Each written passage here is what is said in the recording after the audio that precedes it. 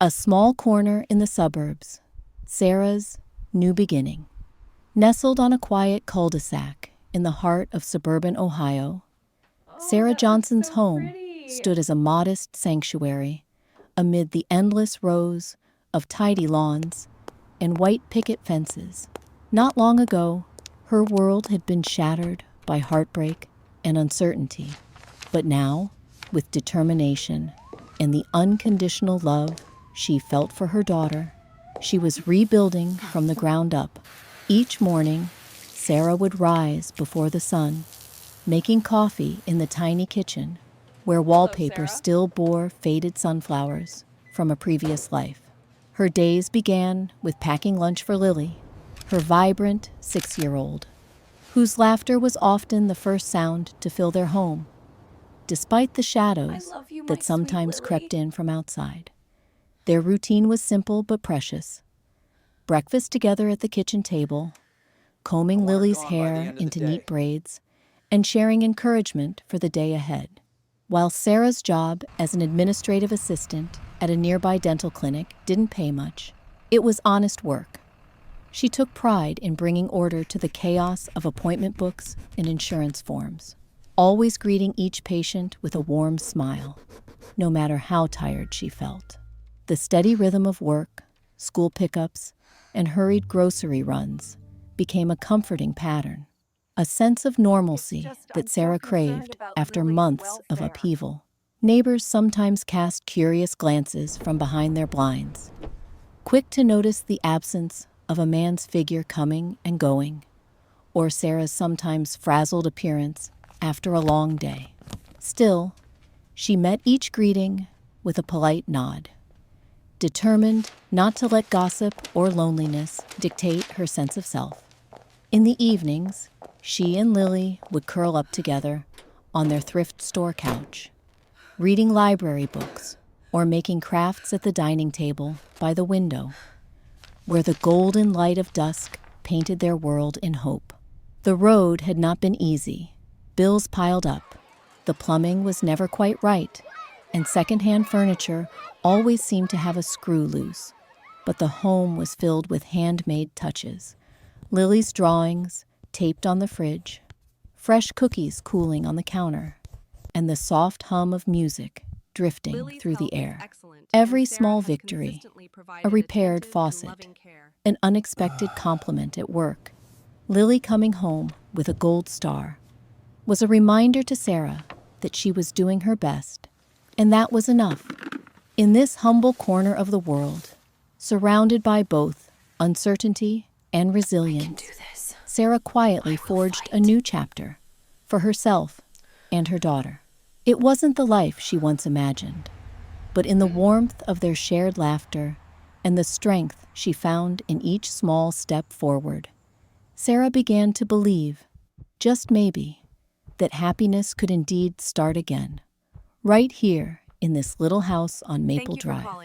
Whispers over white picket fences. It didn't take long for the gossip to start swirling around Maple Drive.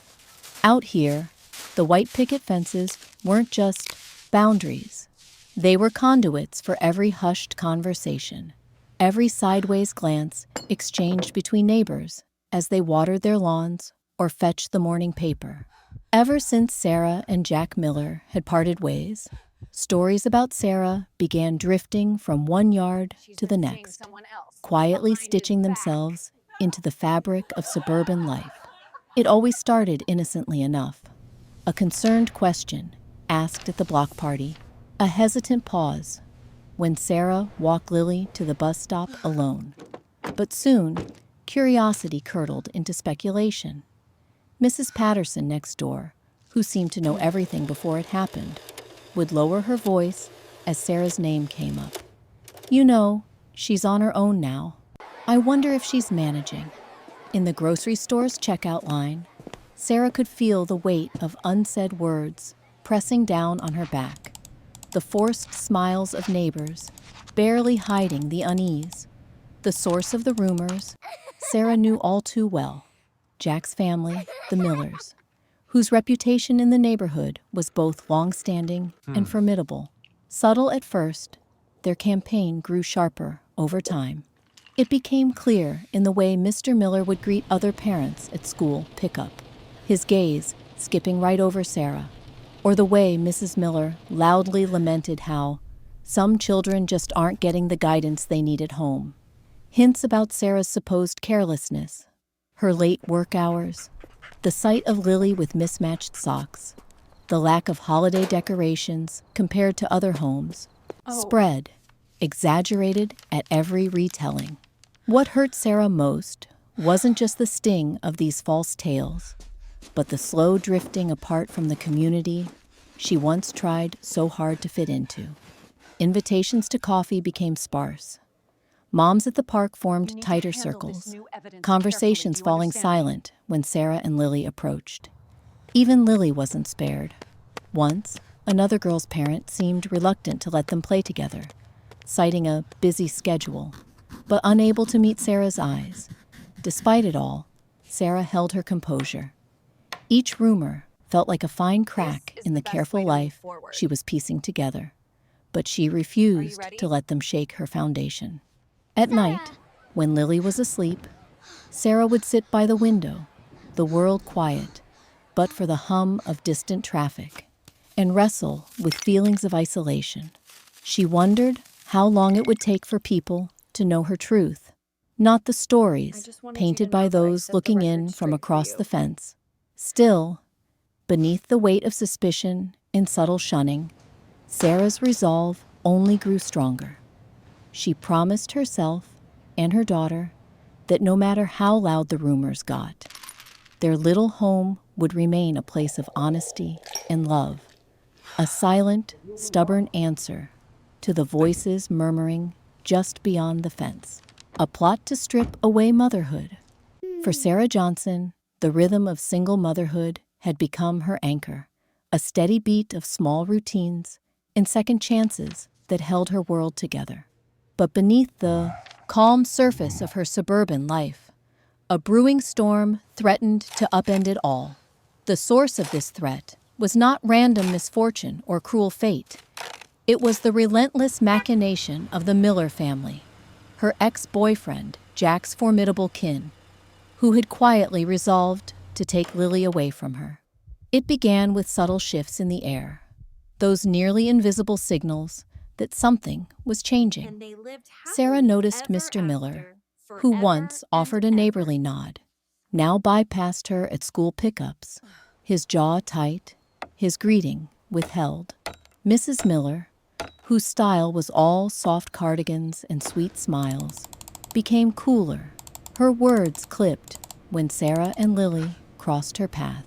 At first, Sarah chalked it up to the natural awkwardness that follows a breakup in a close-knit suburb. But the real intent of the Millers soon revealed itself. One cold January evening, Sarah opened the mailbox to find a fat envelope bearing the return address of a law office. I'm running out of time here. Her hands trembled as she unfolded a set of documents. Jack and his parents were filing for emergency custody of Lily. The accusations, printed neatly in the unforgiving language of lawyers, were stunning. They alleged gross neglect, emotional instability, and an environment unfit for a child, each a knife to Sarah's heart. The following days unfurled in a haze. Sarah felt herself shrinking under the surveillance of her own neighbors, whose glances took on a new sharpness now that the rumor mill had something real to grind. What once felt like distant disapproval was now overt suspicion. A neighbor lingering an extra moment at the window as Sarah and Lily left for school. The normally chatty cashier at the grocery store suddenly avoiding eye contact. Even Lily's teacher seemed distant at parent conferences, repeating awkwardly that she was always available to discuss Lily's adjustment.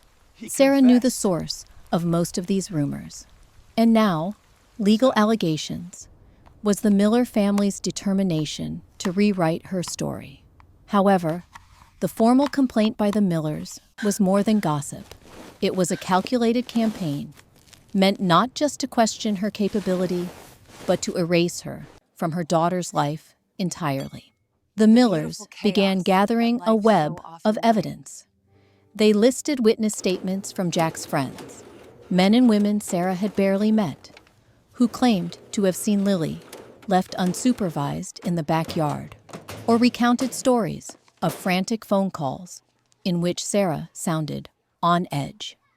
The Millers found an ally in Mrs. Patterson next door, who told a caseworker she often heard yelling coming from Sarah's house, though Sarah knew the only yelling was her daughter's squeals during make-believe pirate adventures.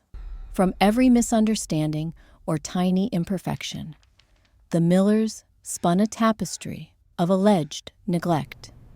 The most devastating attack came when the Millers claimed Sarah left Lily home alone. On one occasion, Lily was sick, and Sarah, unable to find last-minute childcare, brought her to work for a few hours, with Lily tucked up in the dentist's lounge. The Millers told the court Sarah had abandoned Lily, twisting necessity into evidence of irresponsibility. As the court date crept closer, Sarah felt her strength waver under the weight of the accusations. She feared that the legal system, which so often sided with stable two-parent households, would see her modest means and single status as strikes against her. Worse, she agonized over how much Lily should know and tried to shield her from the tension crackling through their home. The emotional toll was crushing. At night, Sarah lay awake staring at the pale glow of the streetlights, haunted by worst-case scenarios. Her mind spun with anguish. What if I lose her? What if the court believes them just because they have more money, more influence, more voices? She thought of all the years she'd patched up skinned knees, coached through homework meltdowns, and sat through dance recitals alone. The fear of those moments being erased from her future was almost too much to bear. But Sarah was not a woman easily broken. Her resolve hardened with each new jab. She spent hours researching custody law and forced herself to recall every detail of the events the Millers had twisted. She kept meticulous records, dates, times, and names, piecing together her daily life into a timeline that, when viewed without malice, told the story of a mother doing her best in tough circumstances. In quiet moments between work shifts and bedtime stories, Sarah began the painful but necessary task of reaching out. She contacted the few neighbors who still spoke to her with kindness, asking if they'd be willing to write statements about the parenting they'd observed firsthand. She met with Lily's pediatrician, who attested to Lily's health and descriptions of Sarah's attentive care. Even the school counselor agreed to state that Lily was a happy, well-adjusted child, despite the turmoil. With every step, Sarah felt a flicker of hope, but the Millers were relentless. They sent private investigators to follow Sarah, hoping to catch her in a moment of perceived failure. An untidy yard, a late-night grocery run, a babysitter arriving 15 minutes late. These small fragments, while normal for any family, were recorded and cataloged as patterns of unfitness. Throughout, Jack remained silent in public, but behind the scenes, stoked his parents' fears and narratives. He rarely called Sarah, and when he did, it was only to demand updates or repeat his mother's criticisms. The betrayal stung, not just for Sarah, but for Lily, who asked why Daddy didn't want to come to dance recitals anymore. Compounding her isolation, Sarah faced the daunting world of family law with little money for a lawyer. She found a local legal aid office that agreed to help, its overworked attorney listening patiently as Sarah poured out the whole story, complete with emails, time-stamped texts, and a journal she'd started weeks earlier as things began to unravel. The days leading to the hearing were the hardest. Sometimes, doubt would creep in, Maybe she wasn't doing enough. Maybe she really was failing Lily in ways she hadn't seen. But then, Lily would climb into her lap, wrap tiny arms around her, and whisper, "You're the best mom ever." Those moments steeled Sarah more than anything else. Sarah's greatest fear was that the system would see only the surface, that she was a single mother without wealth or a big family behind her. But she also hoped the court would look deeper, to see the love that filled every inch of their little home, the care that stitched every day together. As the morning of the hearing arrived, and Sarah prepared her only good dress, she looked at herself in the bathroom mirror, her face tired but determined. "No one is taking you away from me," she whispered to her reflection, knowing that every ounce of her being, every sleepless night, every worried call, every truth she'd written down, would be poured into the fight for her daughter. In the end, what the Millers did not understand was that motherhood had forged Sarah into steel. Whatever schemes they concocted, whatever stories they spun, she would answer not with anger, but with courage, clarity, and proof, the armor only a mother desperate to protect her child can wear. Tears in the night and rising resolve. In the quiet hours after midnight, when even the freeway's distant hum seemed to pause, Sarah Johnson was often wide awake, alone with her thoughts and the dense silence of her small Ohio home.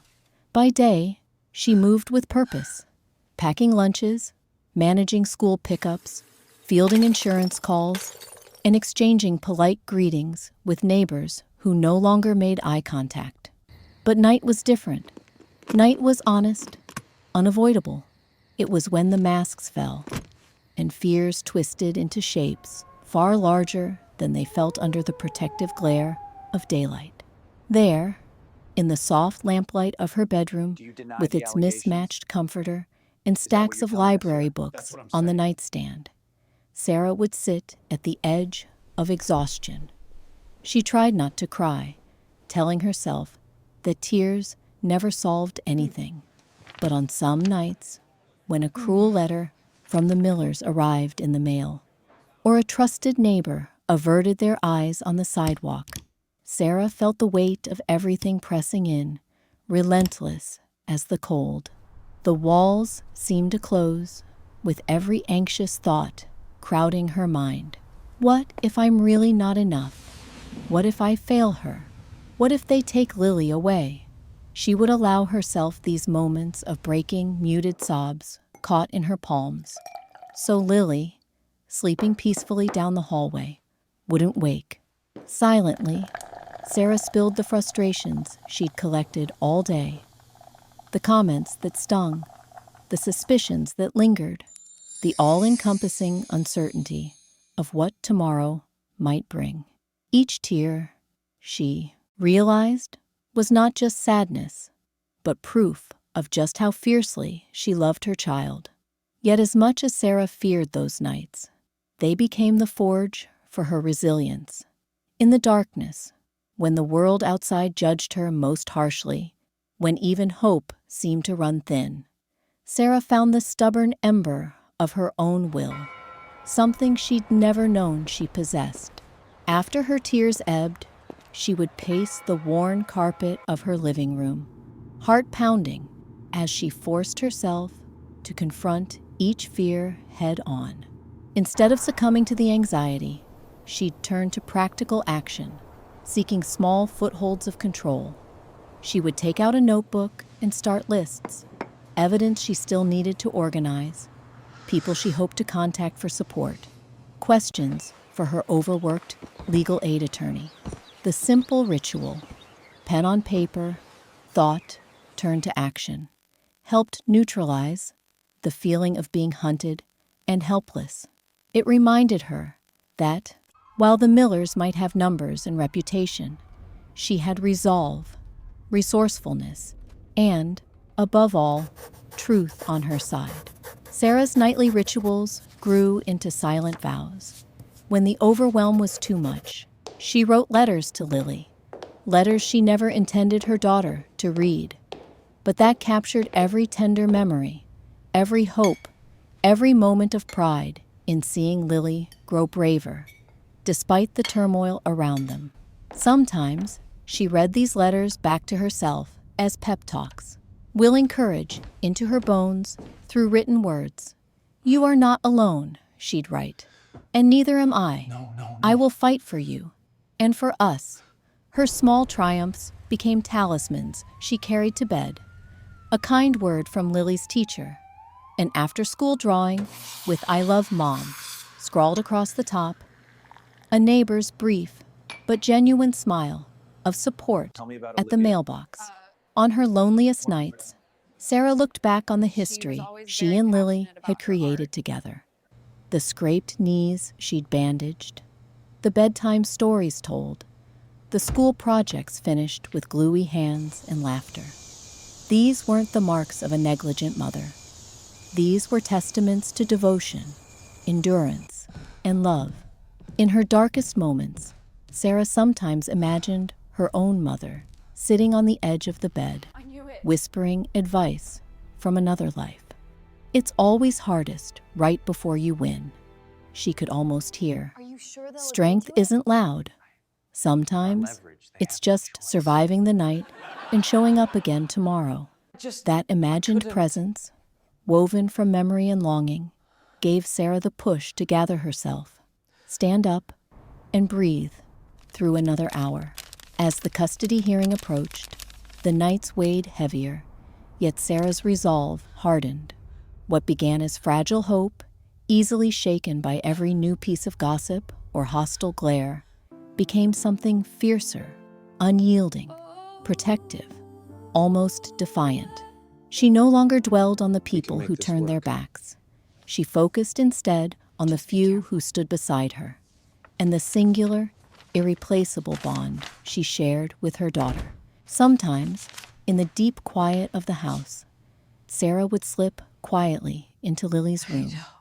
She'd watch her sleeping child's chest rise and fall, hair splayed across a pillow barely big enough, fingers curled around a beloved stuffed bunny. In those moments, Sarah's ache would transform into certainty. "She needs me," she'd remind herself. And nothing, no rumor, no intimidation, no legal threat, will change the fact that I am her mother. These midnight visits became sacred. Sarah tried to absorb the peace in Lily's face, the innocence untouched by adult cruelty. She swore to herself that no matter the outcome in court, she would never let her daughter believe that she wasn't loved, wanted, or safe. "I promise I won't let you go," Sarah whispered more than once, the words floating into the darkness as both shield and prayer. Elsewhere, the Millers strategized, lawyers drafted new accusations, and neighbors speculated. But inside Sarah's modest home, something world-changing was happening. Through every tear and each late-night journal entry, Sarah forged a new kind of strength, one born not of anger, but of steadfast love. She started looking at old photos, Lily's toothless grin on the first day of school, Sarah's awkward smile at a picnic before everything fell apart. These images reminded her that a single story, especially one written by others, could never capture the whole of a life. She understood now that her real power came from refusing to let the narrative dictated by Jack's family become her own truth. In time, Sarah's tears dried more quickly. Her fear, while never fully vanquished, became a background hum, no longer paralyzing her will. She replaced late-night dread with careful preparation, crafting her timeline of evidence, drafting letters to the court, and practicing her statements aloud when the house was silent. Each act, no matter how small, was a spark of agency in the face of intimidation. By the final week before the hearing, Sarah found she could sleep again, if only for a few hours. knowing she had done everything within her power. The tears of weakness had become tears of catharsis. The raw ache in her chest had transformed into ringing clarity. Her resolve whispered to her, night after night, "You can do this, for Lily, for yourself." And as dawn finally broke after those endless nights, Sarah stood to face the world with a steadiness neither rumor nor courtroom nor the bitter cold of suburban judgment could shake. Gathering evidence, the silent plan, the first field note Sarah ever scribbled in her battered blue notebook was simple. "No one else will fight for us." The words stared back at her late one night as she sat at the edge of her bed, the moonlight sifting through blinds. It marked the beginning of her transformation, not just from a mother under siege, but into her own advocate, quietly building a case while the world watched and whispered. After so many sleepless nights, Sarah knew tears and hope alone would not save her daughter. The Millers' accusations, founded in malice and manipulation, were making headway only because they lingered in the realm of rumor and suggestion. They presented speculation as fact, and their social power as a kind of evidence in itself. If Sarah wanted to win, she needed something more solid. Unassailable facts, the mundane but irrefutable truth of her everyday life as Lily's mother. So she got to work. Sarah's first step was to make a timeline. She cleared a corner of her modest living room, setting up a makeshift war room with a folding table, sticky notes, highlighters, and her old laptop. Piece by piece, she reconstructed every day the Millers called into question. Grocery receipts, time-stamped emails with her boss, voicemails from Lily's teacher, photos from school drop-offs, all became evidence, the stuff of her defense. Technology became her ally. She installed a simple camera by the front door and began saving snippets of their coming and going, not to be paranoid, but to quietly refute any claim that Lily was left alone or neglected. Sarah scanned and securely backed up every piece of documentation. Doctor's visits, report cards marked excellent attendance, notes from neighbors about playdates. She knew that for some, the truth was never enough. But in court, a paper trail could outshine even the most persistent lie. Her days took on a clandestine rhythm. Between the morning rush and evening routines, she found little pockets of time, 10 minutes here, half an hour there, to organize, cross-check, and build her case. Sometimes she'd leave her desk at the dental clinic during lunch to review files. On weekends, with Lily busy drawing or playing in the backyard, Sarah meticulously assembled a binder for her pro bono attorney, labeling each tab with dates and descriptions. Sarah realized she would need witnesses who were willing to speak up, people whose words the court could trust. It was humbling, asking for help while knowing some neighbors had already bought into the Millers' version of the story. Still, she reached out to those who had shown her acts of kindness. The retired teacher across the street, who'd seen Sarah walk Lily to school every day. The mother down the block who often carpooled with her. Even the delivery driver who sometimes dropped off groceries and lingered just long enough to notice Lily's giggles from the kitchen window. She called Lily's pediatrician's office, nervously explaining her situation. The nurse remembered them both. How attentive Sarah was, the way she always comforted Lily during shots, brought in every medical form on time, and asked about the best nutrition for a growing child. With the doctor's support, Sarah obtained a signed letter. Lily Johnson is a healthy, well-cared-for child, her needs met and exceeded by her mother's involvement. It felt like a small crack of sunlight cutting through the gloom. One of her hardest steps was contacting Lily's elementary school counselor, someone she barely knew. Sarah scheduled a meeting, her hands icy on the steering wheel as she waited in the parking lot. But once inside, her guarded tone gave way to honest vulnerability. The counselor, carefully reviewing progress reports and observation notes, affirmed that Lily was thriving despite the upheaval, participating in class, showing kindness to other students, drawing colorful pictures of me and Mom.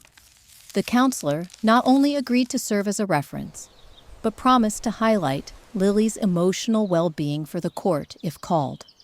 Sarah also kept a journal, not just as a log of daily events, but as a refuge for moments that could easily be twisted or forgotten.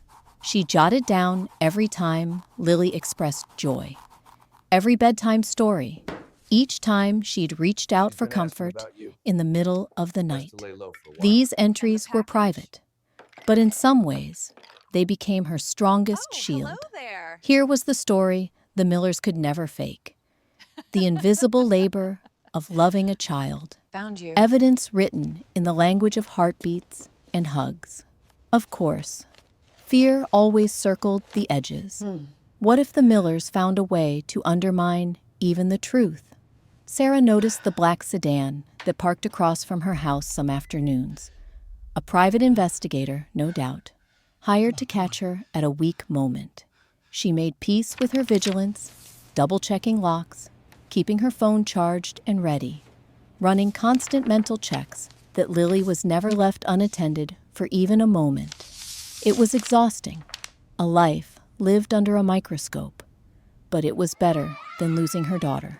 She learned, too, that evidence was often about the small things. Screenshots of text exchanges with Jack, cold, dismissive, versus her own, always updating, thoughtful about Lily's health and schoolwork. She time-stamped every time she had to bring Lily to her office on days when daycare had fallen through, and obtained statements from her workplace, showing Lily was safe, cared for, and never out of sight.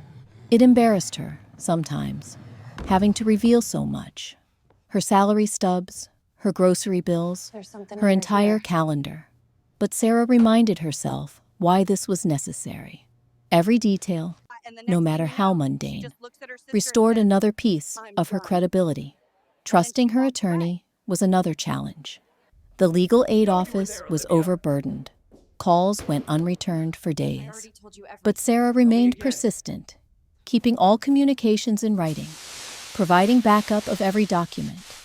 She researched state custody laws, printed relevant statutes, and went online for guides on presenting herself in family court. She even practiced how to speak firmly and calmly, rehearsing possible questions with a friend she trusted.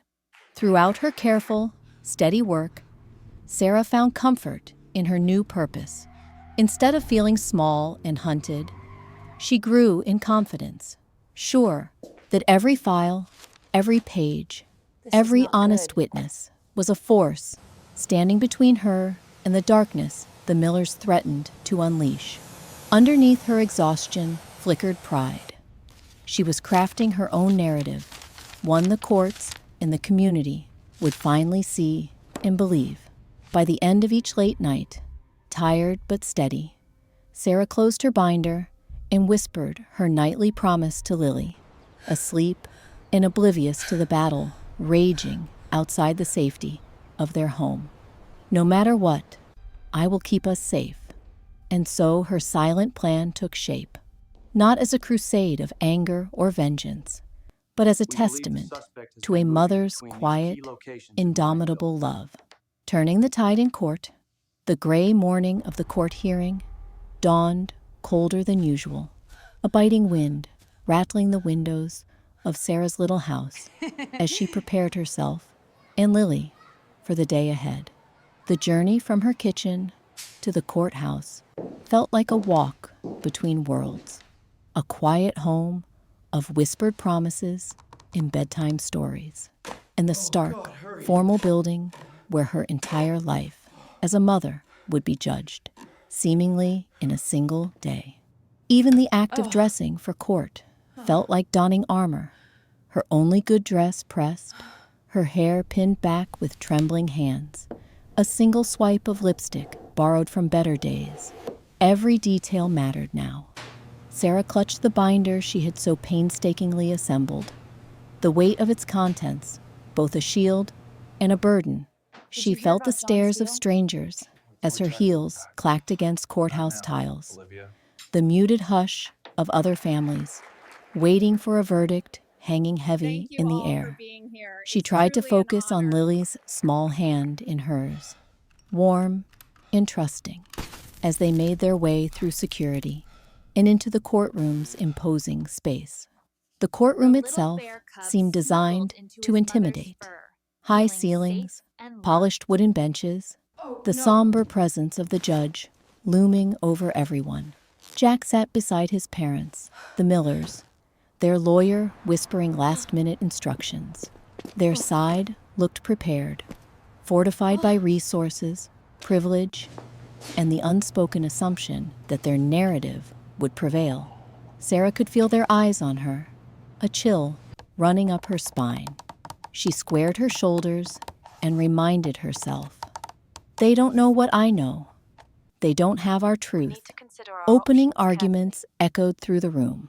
The Miller's lawyer painted Sarah as neglectful, unstable, and overwhelmed, someone unable to provide a safe and structured home. They referenced Mrs. Patterson's complaint about yelling, exaggerated minor glitches in Sarah's routine, and pointed to the one-day Lily spent in the clinic lounge as supposed proof of abandonment. Each example was presented with polished certainty, as if the act of speaking made it so. Sarah's attorney, a harried young woman from the legal aid office, stood up next. Her voice, though softer, was steady with conviction as she outlined the real story. The sacrifices Sarah made, the routines she built, the community members willing to stand up for her, and most importantly, Lily's happiness and stability in her care. Sarah's hands quivered on her lap as testimony began. Mrs. Miller spoke at length, her polished tone dripping with righteous concern for her only grandchild, lamenting the lack of proper family values in Sarah's home. Jack, when called, kept his eyes lowered, his answers brief, his silence damning in its own way. Sarah braced herself as Mrs. Patterson was sworn in next, describing disturbing noises, but failing to offer any specifics. Her narrative flimsier under careful questioning than Sarah had feared. When it was her turn, Sarah inhaled deeply and walked to the stand. She looked directly at the judge, her nerves dissolving with each step. This was her moment, a culmination of sleepless nights, quiet resolve, and a mother's desperate hope. Her testimony was measured but heartfelt. She recounted daily routines, the lunches packed before sunrise, the bedtime stories, the afternoons spent with Lily on the library steps. Calmly, she acknowledged imperfections. How, as a single working mother, life was sometimes messy, but never unsafe or unloving.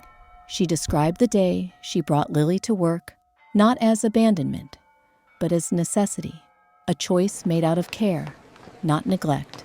Her voice caught only once, when describing how Lily's well-being was her entire world.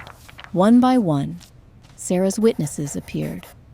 The retired teacher down the street described seeing Sarah walk Lily to school every icy morning. The delivery driver recalled the laughter idling out of the kitchen window. Lily's pediatrician detailed her careful attention during every vaccination. The pediatrician's signed statement highlighting Lily's excellent health and well-being in Sarah's care. The school counselor provided context on Lily's classroom happiness. Her drawings, her grades, her beaming participation, even during a tumultuous year. Sarah's attorney presented the layered documentation, time-stamped photos, emails to bosses and teachers, meticulously kept records of every school meeting and doctor's visit. The footage from the front door camera refuted the claim Lily had ever been left alone. Personal journals and letters, offered only at the judge's discretion, provided additional insight into the emotional and practical heart of Sarah's parenting, all the invisible work that made their house a home. Under cross-examination, Sarah stood tall. She answered every question directly, refusing to be goaded into anger or defensiveness. When asked about her modest income, she responded matter-of-factly about budgeting, sacrifice, and the lessons in resilience she wanted Lily to inherit. When accused of isolation, she spoke of privacy and protecting her daughter from invasive scrutiny, not of hiding anything shameful, but of guarding what was precious. Sarah's turning point came when the judge, sifting through reams of contradictory testimony, paused to ask one question of his own. Ms. Johnson, what do you believe is in Lily's best interest? There was no hesitation as she responded. To stay in the only home she knows, surrounded by the love, consistency, and honesty that have given her joy through even the hardest days. To be believed in by her mother, and I hope by this court. The final hours dragged by in a blur of closing arguments and nervous hopes. Sarah noticed small shifts, a kinder look from the court clerk, a reassuring nod from her attorney, Lily's quiet confidence as she colored in the hallway outside. The Millers had exhausted themselves with accusations, many of which now felt petty and mean-spirited against the mountain of quiet, steady evidence Sarah and her supporters had provided. At last, the judge returned, his words measured but clear. He acknowledged the difficulty of the case, in the pain evident on both sides. Yet his decision was anchored in facts, not rumors, resilience, not reputation. Sarah listened, tears welling in her eyes, as he ruled in her favor. Full custody, unconditional, was granted to Sarah, with Jack afforded supervised visits pending proof of reform. The judge's final words underscored why. The child's best interests are served by a parent who fights with integrity, not by those who manufacture doubt. The sound of the gavel was the sweetest Sarah had ever heard. She clung to Lily in the quiet corridor outside the courtroom, the storm having passed, her body trembling with relief and gratitude. For the first time in months, her fear eased, replaced by a deep, ringing sense of pride, the kind only possible after standing in the fire, unwavering and coming out whole. Outside, the sun had broken through the clouds. Sarah walked with Lily past rooms full of strangers, through cold marble halls, and into the light, her stride steady and sure. She was not only a survivor of accusation, but the architect of her own vindication. Her silent plan, her rising resolve, and her mother's love having turned the tide for good. Triumph and compassion toward the past. The weeks following the court's verdict unfolded like the tentative arrival of spring after a brutal Ohio winter. Each morning, the sun seemed to linger a little longer on Maple Drive. For the first time in months, Sarah allowed herself to breathe without the constant tightness in her chest. The relief was quiet and profound, but it did not sweep away the wounds all at once. True victory, she realized, was less about what the judge had declared and more about the way she chose to move forward. Word traveled quickly through the neighborhood, as it always did. Sarah had won. She and Lily would remain together, their home no longer shadowed by the threat of separation. At first, some neighbors eyed her with a new reserve, almost as if they were embarrassed by their own part in the story. Others offered tentative smiles or awkward congratulations. And slowly, life began again, different but hopeful. Sarah noticed the subtle ways her small world changed. There were days when she walked Lily to school, and felt the eyes of those who had once whispered about her, now quietly assessing, maybe even admiring the way she carried herself. She missed the old ease of neighborly trust, but she was no longer waiting at the window for anyone's approval. For Sarah, dignity was not returned to her by the gavel's strike. She had built it, night by night, with each act of resilience and every silent promise to her daughter. With her legal battle behind her, Sarah could have easily chosen bitterness. It would have been simpler, some nights, to nurse her anger toward the Millers, to replay every slight and injustice. But once the immediate crisis had faded, she was startled to find an unfamiliar tenderness toward those who had tried so hard to break her. In therapy, something she finally allowed herself after months of survival mode, Sarah began to unpack the tangled web of pain, pride, and betrayal that the ordeal had left behind. She discovered that her own healing depended not only on her victory, but on her willingness to see her adversaries as flawed humans, tangled in their fears and social expectations. Jack, who had stood by in silence, seemed adrift now, uncertain of his place in their daughter's life. He called a few weeks after the trial, his voice hesitant. He apologized, not perfectly, but sincerely enough for Sarah to sense that he, too, carried regrets. The Millers themselves were quieter than before. Their influence dimmed, not by public defeat, but by the knowledge that their efforts, born from pride and control, had driven a wedge no victory could truly bridge. Sarah no longer wished to fight them. She realized her greatest form of resistance was to live well, to build something enduring for herself and Lily, not by denying sorrow, but by choosing happiness wherever she could find it. Victory also brought changes to the rhythms of daily life. With the threat gone, their home felt lighter. Sarah noticed how Lily's laughter rang clearer and more often, unhindered by adult worry. They resumed little rituals that had been neglected during months of crisis: Saturday pancakes, library outings, afternoons in the park. Sarah let herself dream again, about attending night classes to advance her career, about a summer trip to visit her sister, about the possibility that new friendships, and maybe, someday, new love, could have room to grow. But moving forward meant facing the roots of what had made the ordeal possible, not just neighborhood gossip or a powerful family's resentment, but the insidious way shame and self-doubt had crept into Sarah's own heart. She learned to forgive herself for the moments of exhaustion and fear that had made her question her worthiness.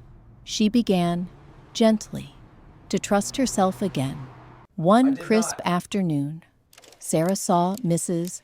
Patterson, the longtime neighbor who had fueled so many rumors, struggling to carry groceries up her front steps. For a moment, Sarah considered walking on, but something warmer prevailed. She crossed the yard and offered to help. There was a long, awkward silence, then a quiet, "Thank you."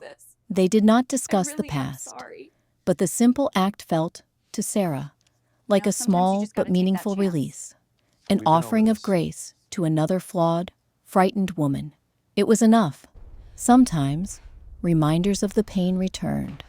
There were nights when Sarah woke, heart pounding after a dream of losing Lily, or afternoons when she heard a neighbor's laughter and wondered if it was at her expense. But instead of bitterness, she learned to let the feelings pass through her, refusing to give them a permanent home. She wrote in her journal not just about the hardships, but about her hopes for the future, about wanting Lily to grow up strong and kind, capable of forgiving and loving in a world rough with judgment. As months melted into a new season, Sarah found herself unexpectedly grateful for the trials she and Lily had endured. They had honed her resolve and forced her to discover strengths she'd never known she possessed. The world could still be unfair. People could still be cruel. But within her tiny house on Maple Drive, love had proven itself fiercer than any accusation, more steadfast than any lie. On the anniversary of their court victory, Sarah and Lily celebrated with a picnic in the backyard. There, under the open sky, Sarah felt not just relief, but a deep, resonant pride. She watched Lily running through the grass, catching sunlight in her hair, and whispered the quiet truth she had learned. Life might never be perfect, but it was hers to build. One act of hope, one gesture of forgiveness, one ordinary day at a time. In the years that followed, Sarah would occasionally encounter the Millers at school events or around town. There was distance, but it no longer hurt. She had let go of the need to convince them of her worth, and in doing so, freed herself from their power. When people asked about her story, she told it honestly, unashamed, and unembellished. She focused her energy on creating happiness for herself and her daughter, knowing that compassion toward others, toward herself, was the richest victory of all. Through grace and perseverance, Sarah taught Lily the most vital lesson of their journey, that life's wounds could shape them, but not define them, and that even in a world cluttered with white picket fences and sharp words, happiness could always be found in small, brave acts of love.